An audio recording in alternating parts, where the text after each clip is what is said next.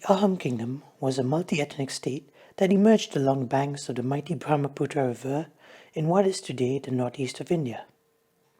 The name of the kingdom came from the Ahom people, who were a Thai-related people. They were originally part of the Mao kingdom from the northern parts of Burma and southern China. They were led by Prince Chaolung Sukapa, who invaded and in time took over the fertile river valley starting in 1228 AD. Despite taking over the new area, they remained a small minority, but they unified the numerous tribes and peoples already living there under their leadership.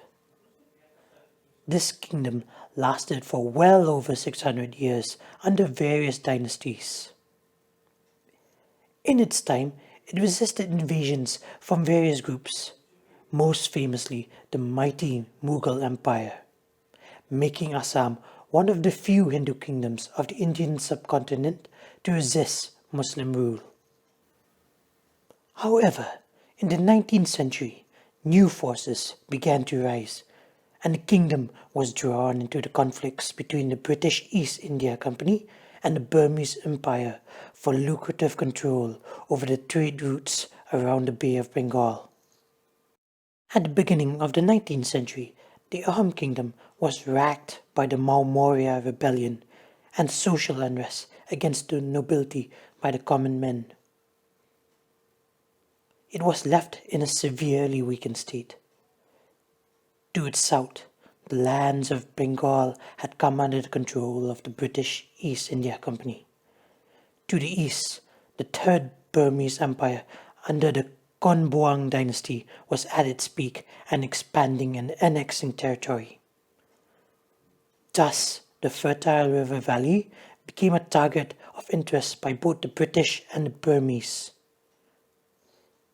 These years would be known as Manardin, or the Deluge.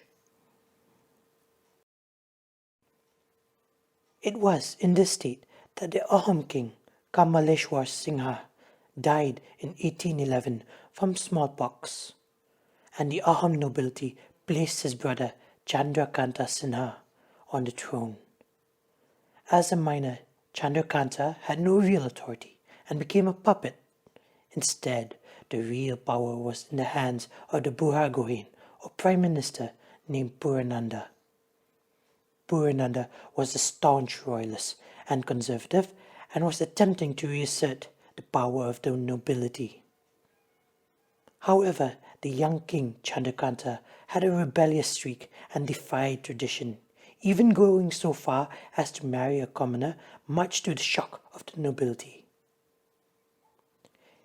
He chafed at the control Purananda had over him. Thus, he hatched a plot with loyalists to assassinate him. This ended up in failure, and the assassins were all executed. Angered by the attempt, Purananda called a council of the Ahom nobility to dethrone Chandrakanta. But after much negotiations and by the pleas of the Queen Mother, this was averted. However, loyalists of the king had grown weary of Purananda's power. One such powerful noble, by the name of Badan Chandra, was the governor of Barpukhan of the lower Brahmaputra valley based in Gauti. He already had numerous allegations of misusing his office, and his own personal conduct was called into question. As a result, in 1815, Purananda sent a delegation to arrest him. However, Badan Chandra was warned by a daughter married to Purananda's son, and so he fled to Bengal, which was under the control of the East India Company. While there, Badan Chandra tried to convince the Governor-General of Bengal, Lord Warren Hastings, to help him against Purananda. But Hastings refused and stuck with the company policy of non-intervention. The British initially saw no benefit of controlling the Ahom Kingdom. However, in Bengal, Badan Chandra met an envoy of the Third Burmese Empire under the Konbuang dynasty. The agent sympathized with him and encouraged him to travel to Mandalay and to meet the king Bodopaya. King Bodopaya met with Badan Chandra and decided to help him. The reasons for this are unclear, but it was likely related to the Burmese trying to outmaneuver the British, who had become the premier naval power in the Bay of Bengal. After nearly a year of preparation, an army of 8,000 under the Burmese general Phamo entered Assam on January 1817, guided by Badan Chandra. On the way to Assam, through the Patkai-Nongyang route, the strength of the army increased to about 16,000 after being joined by some local tribal chiefs en route.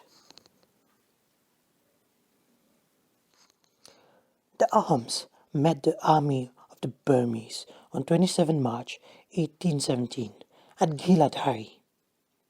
The Ahoms were led by three generals, Daman Gogoi, Hao Bora, and Jama Khan, under the leadership of Purananda. The battle lasted for several days, going back and forth, but on the seventh day, Purananda, an elderly man, succumbed to old age. Though, it must be said, other sources state he committed suicide. Whatever the cause of his death, this led to disunity among the Ahom nobles at the battle. Thus, low in manpower and divided, the Ahoms surrendered.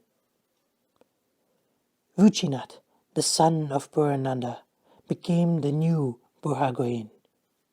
He asked the king Chandrakanta to evacuate Johor, the capital, but the king refused. Ruchinath suspected treason and fled with his followers to Guwahati. This turned out to be a wise move, as Chandrakanta welcomed the Burmese army into the capital. The young king named Badan Chandra as his new Burhagohin. Using his new powers, Badan Chandra took revenge on all the relations of Purananda left at Johor by allowing the pillage of their property and their murders. Officers and ministers suspected to be loyal to Purananda were purged. The Burmese were paid 100,000 rupees, 50 elephants, and the commanders were given gifts. An Ahom princess named Hemo Ideo was also surrendered to be sent to Burma. Satisfied with the victory and having placed an ally on the Ahom throne, the Burmese left the Brahmaputra Valley in April 1817. Thus ended the first Burmese invasion. An already weakened Ahom Kingdom was further degraded by the devastation and the indemnity imposed by the Burmese. However, soon after, Badan Chandra was assassinated by a mercenary named Rup Singh.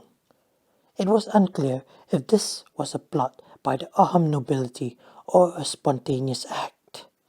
But after this, Ruchinath with his supporters marched on Johor and deposed Chandrakanta and put a 10-year-old member of the royal family named Purandar Sinha on the throne.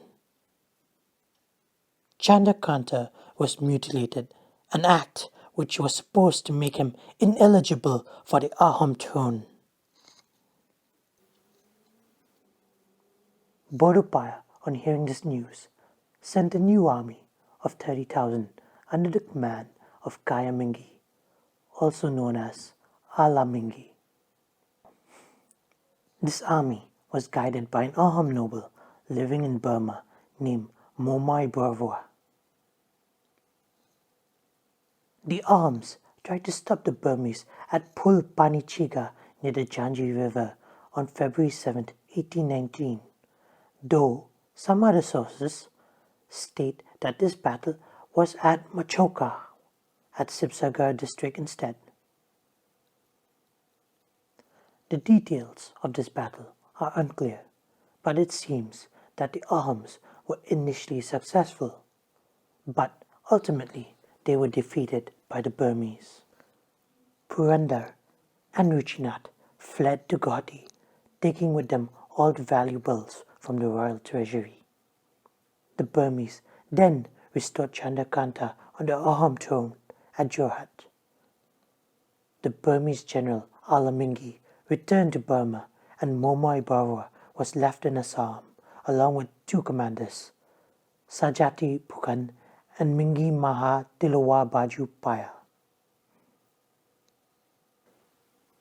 In the absence of Momoi Baruah at Jorhat, the Burmese commanders began to execute nobles and officials they suspected of treason and appointed loyalists in their place.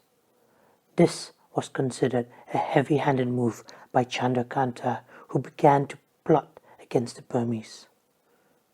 A man named Patalang of Kachari ethnicity was appointed as counselor by the Burmese, who believed that he would be their ally and keep the Ahom king in control. Chandrakanta, however, befriended the man and had him marry his sister, Maju Idio. The Burmese soon after left the Brahmaputra valley again. Thus ended the second Burmese invasion of Assam. Chandrakanta, fearing another invasion, ordered Patalang to erect fortifications at Jaipur in northern Assam, which was along the route taken by the Burmese to enter the Brahmaputra valley. Meanwhile, in Burma, King Bodopaya died and was succeeded by his son Bagidao. News reached the new king about Chandrakanta's attempts to shake off Burmese control. Thus, an army was sent under the general Mingi Maha Tilawa Baju to remind the Ahom king of his obligations. When the Burmese arrived at Jaipur in March 1821 and witnessed the fortifications being built, they summarily executed Patalang, and his wife, sister to the king, was held hostage. The soldiers stationed at Jaipur fled in terror. However, the king's sister managed to escape from her captors and return to her brother at Jorhat to warn him of the impending danger. Chandrakanta sent out a force under a general named Kalibar to stop or at least delay the Burmese while he fled to Guwahati. This force was defeated and Kalibar was taken captive.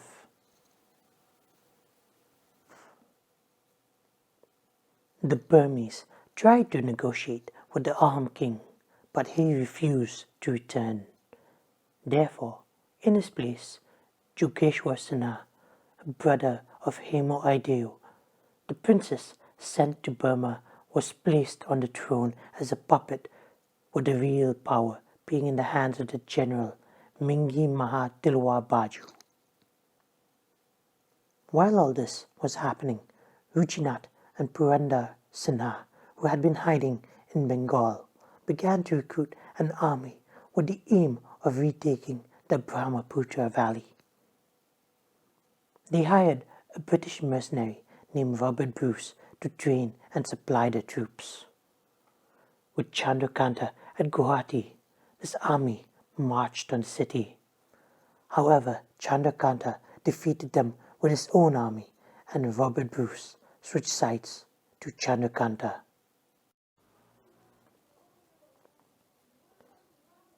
The Burmese, however, gave them no time to prepare and marched on Guwahati with a massive army.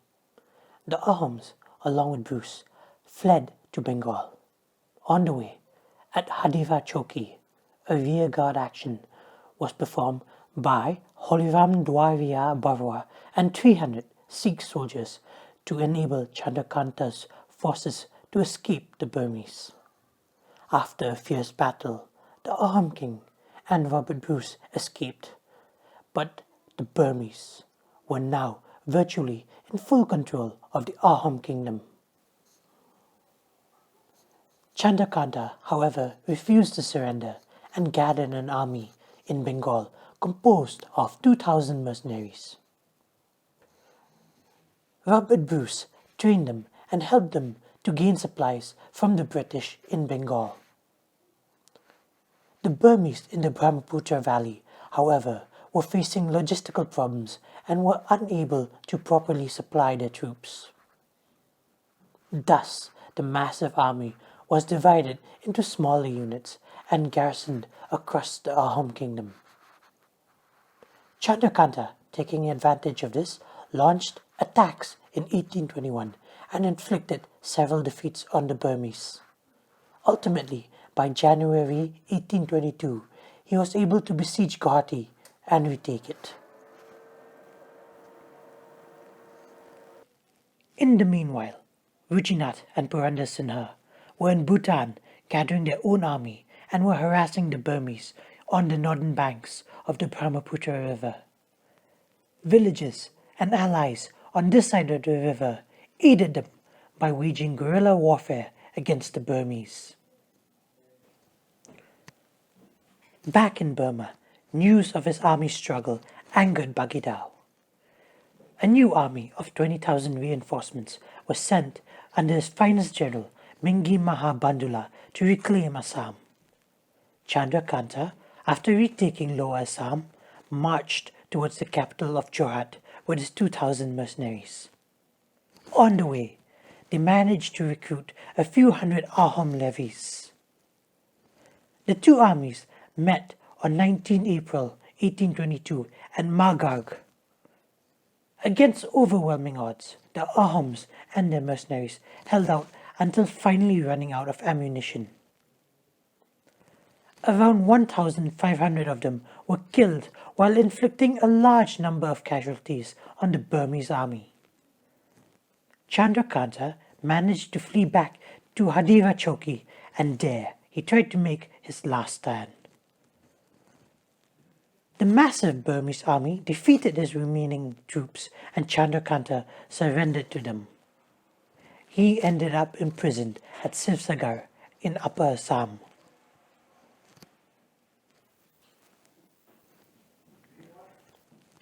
Purandar Sinha and Ruchinath, on hearing of Chandrakanta's defeat, were disheartened and retreated from the Ahom Kingdom to Bengal.